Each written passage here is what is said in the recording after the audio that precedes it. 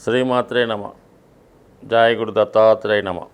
ఈ వీడియోలో మనం మే 26వ తారీఖు నుంచి జూన్ 1వ తారీఖు మధ్యలో జరగబోయే వారఫలాలు మీనరాశి వారికి ఏ విధంగా ఉండబోతున్నాయి అన్న విషయాన్ని మనం ఈ వీడియోలో చర్చించే ప్రయత్నం చేద్దాం.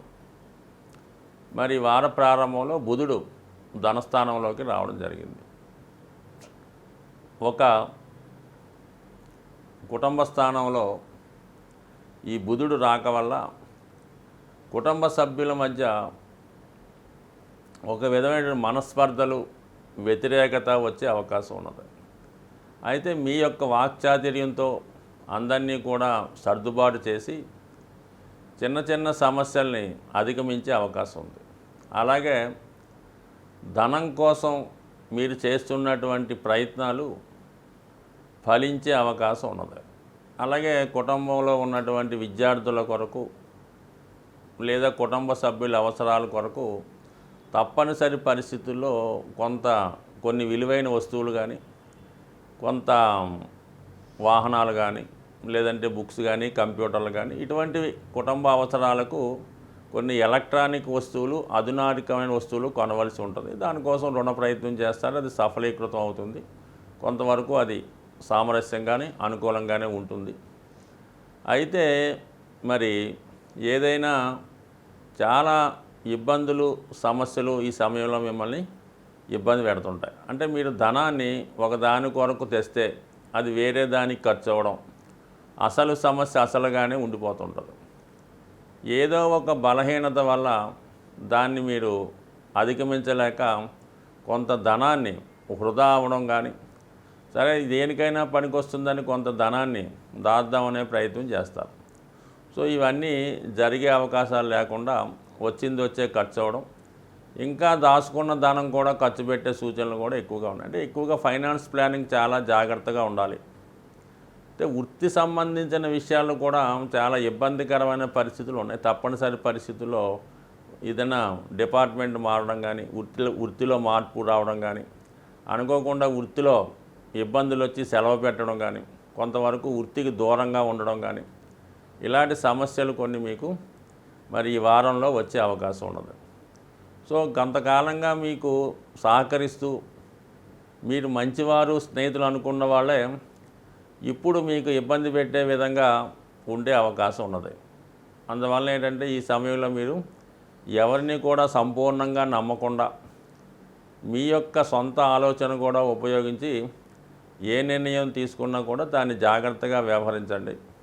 అయితే గతంలో కొంత బెటర్గా ప్రస్తుతం 12వ స్థానంలో ఉన్నటువంటి శనిగ్రహ సంచారం, మరి శని భగవానుడు గురు నక్షత్రం మీదకి మారడం వల్ల, రాష్ట్రాధిపతి నక్షత్రంలోకి రావడం వల్ల కొంత ధైర్యం జాతకుడికి వస్తుంది. సో ఆ కారణం వల్ల ఏంటంటే కొంత అభివృద్ధి కొరకు కొన్ని ప్రయత్నాలు చేయడం, అవి కొంతవరకు మిత్రుల సహకారంతోనో, స్త్రీల సహకారంతోనో, లేదంటే జీవిత భాగస్వామి సహకారంతోనో ముందుకు వెళ్ళే అవకాశాలు ఉన్నాయి. ఏదన్నా ఈ వారం అంతా కూడా మీరు చాలా జాగ్రత్తగా వ్యవహరించండి. ఏ విషయంలో కూడా తొందరపడద్దు.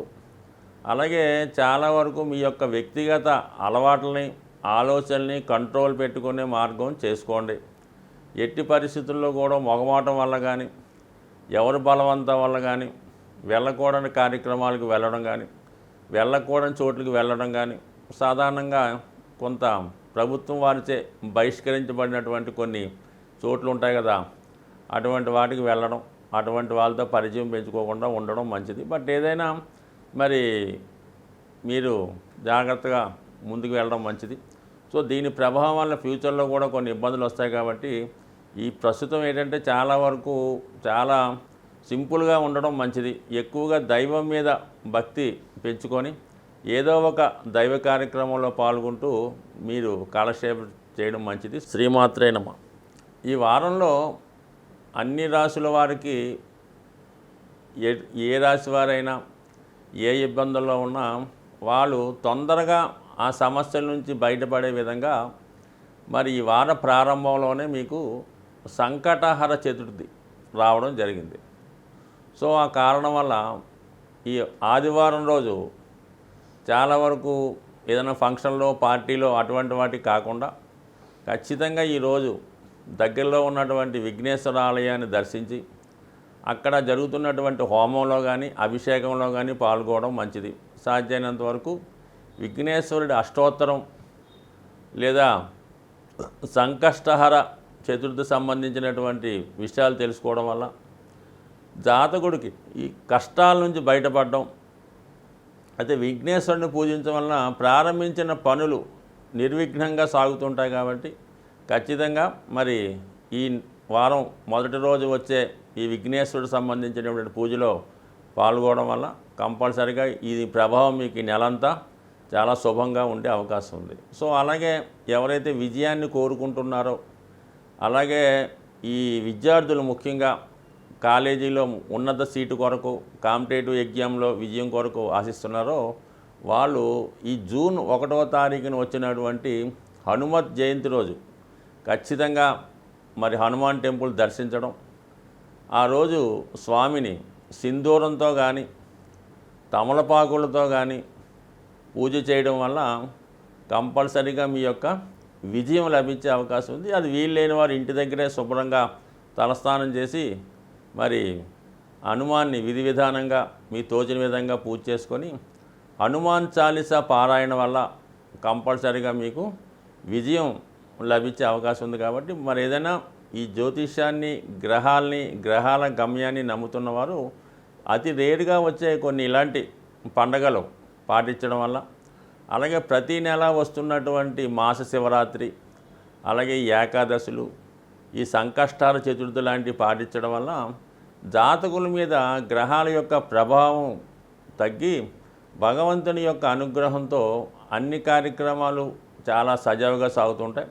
అసలు మీకు జాతకాలు, ఈ జ్యోతిష్యం, ఈ వారఫలాలు మాసఫలాలతో పని లేకుండా ప్రతి పని కూడా విజయవంతంగా వెళ్ళాలంటే మీరు కంపల్సరిగా ఆ పర్వదినాల్లో ఆ నెలలో వచ్చే పండుగలు ఎంతో కొంత మీరు చేసుకోవడం వల్ల ఖచ్చితంగా మీ యొక్క లైఫ్ సజావుగా హ్యాపీగా సాగే అవకాశం ఉంటుంది. స్వస్తి.